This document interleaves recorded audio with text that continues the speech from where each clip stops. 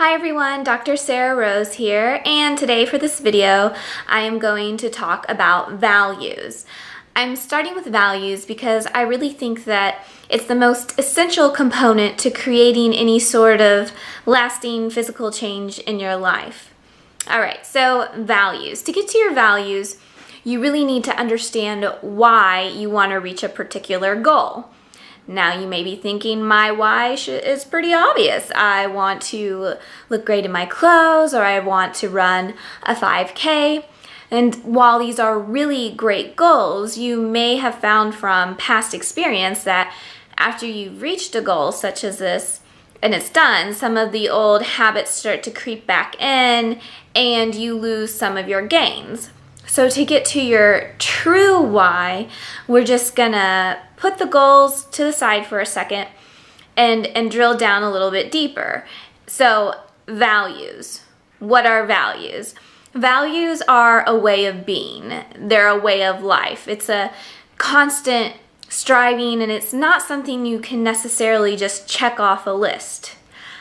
I know that's really vague, so what I'm going to do is just illustrate with a fictional example and hoping that it'll paint a little clearer picture of this concept. So in our fictional example, we have a young woman who's engaged and getting ready to get married. She decides that in order to feel her best at her wedding, she wants to lose about 15 pounds. This would be a goal. She sets off to do this. She loses the weight, walks down the aisle, and she feels absolutely fabulous.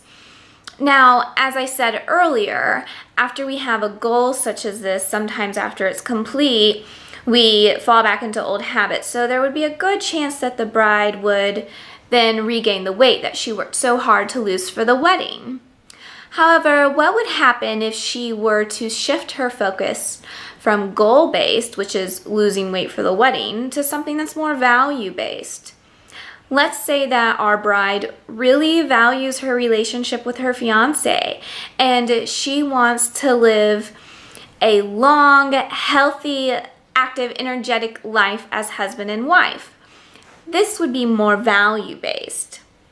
Let's say that she really puts a high priority on family. She wants to have children someday, and she really wants to be supportive for them for the rest of her life. And again, she wants to be active and energetic in raising them. This would also be value-based. So we can start to see from this example, goal-based would be once it's done, she can check it off her list. Losing weight, getting married, having children. She checks that off as it's done. However, something that's value-based, raising her children, living a long life with her husband where they're fully participative and energetic in life, that's something that she continually needs to commit to from moment to moment, day after day. So we can start to see from this example that if she were to live a more value-focused life, she would likely lose the weight because it's consistent with her values of being active and energetic, but she would also likely reach other goals along the way. And so we can see how that would be, she would be much more successful in her life to take that route of focusing on her values rather than just goals. Okay, so you may want to, consider what your own values are. And so I just have a few questions that if you want to start thinking about what your values may be. Okay, so deep down inside, what is most important to you? When you think of people describing you, what kind of qualities would you like them to state? What do you want your life to stand for? How does your health and physical fitness support all the values and goals that you have in your life?